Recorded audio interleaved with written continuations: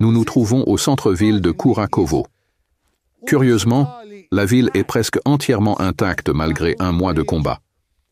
Notre équipe est une des premières équipes de journalistes qui a pu se rendre à Kourakovo. La partie la plus dangereuse de notre voyage était le trajet à travers les plaines et les champs vers la ville. Mais la météo nous a été favorable aujourd'hui. Il y a eu beaucoup de brouillard et quasiment pas de drones. Ce qui est également remarquable au sujet de Kourakovo, c'est que près d'un quart de sa population d'avant-guerre, soit environ 4 000 de ses 18 000 habitants, ont choisi de rester dans la ville, de se réfugier dans des sous-sols ou des appartements et d'attendre les forces russes, et ils ont eu beaucoup de chance. Ils ont vraiment eu de la chance, car les forces de défense ukrainiennes se sont effondrées, ici. Les soldats russes à qui nous avons parlé ont expliqué que la ville n'était absolument pas préparée à une défense en profondeur. Il n'y avait pas de position défensive.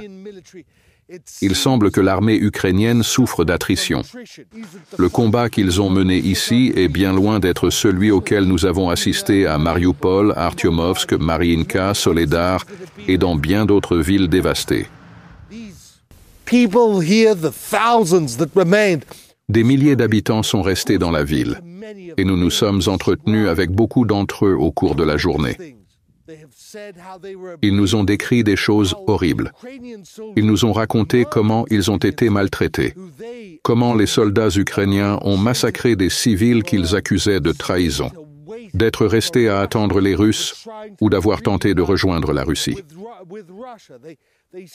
Leur visage montre que si cela ne tenait qu'à eux, ils auraient tué tous ces Ukrainiens.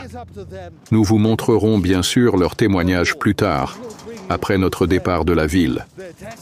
Mais comme vous pouvez le constater, la ville est incroyablement calme, malgré le fait que nous ne soyons qu'à quelques kilomètres seulement des positions ukrainiennes. Le retrait des troupes ukrainiennes continue avec la prise de Kourakovo qui donne à la Russie un espace opérationnel pour poursuivre son avancée. L'armée ukrainienne a abandonné cette ville qu'elle avait juré de défendre jusqu'à la dernière goutte de sang et qu'elle décrivait comme une forteresse pour laquelle d'énormes sommes d'argent ont été investies, de l'argent volé apparemment. Il n'y a plus rien de tel, ni à Kourakovo, ni à des kilomètres vers l'ouest, vers la région de Dniepropetrovsk. Cette bataille pour Kourakovo est bel et bien terminée.